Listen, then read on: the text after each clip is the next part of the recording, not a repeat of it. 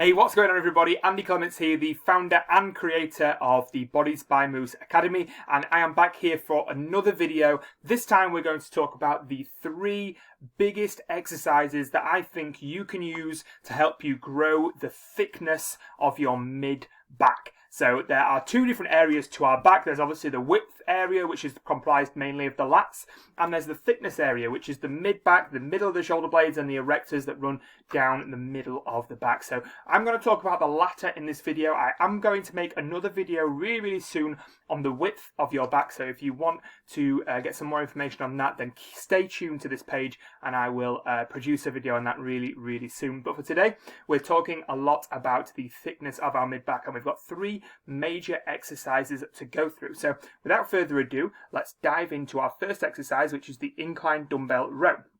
Now, the Incline Dumbbell Row is a really cool exercise because it supports our chest. So here with the bench here that I've got my client Liam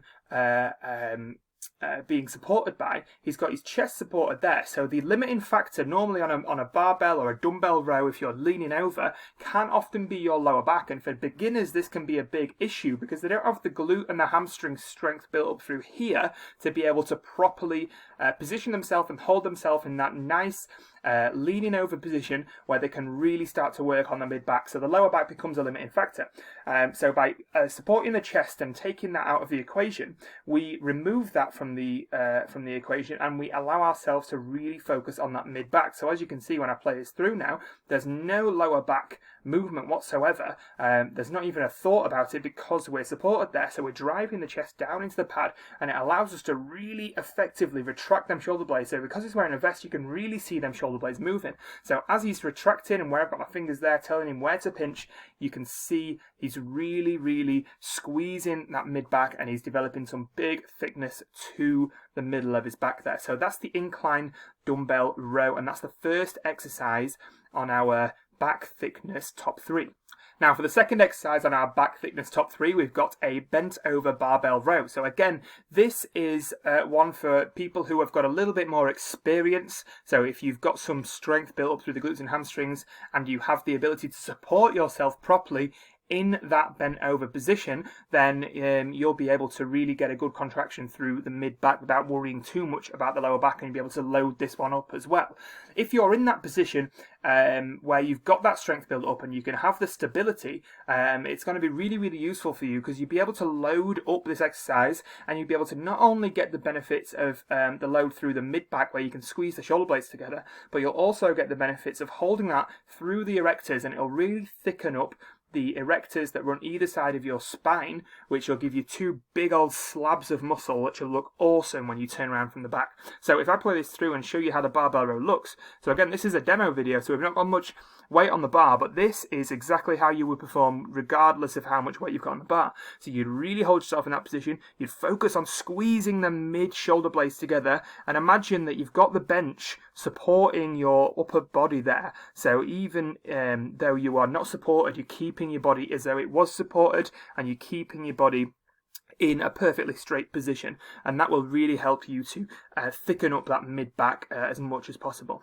So the final back thickening exercise I'm going to give you here is not one exercise in particular, but it's just a generic recommendation that everybody does some kind of heavy pull work. Now I'm going to show you a particular heavy pull that I prefer doing, but the heavy pull in particular that you're going to be doing depends on your biomechanics. Now I know that might seem like a bit of a cop-out exercise choice because I'm not actually choosing one particular exercise here, more just a type of exercise.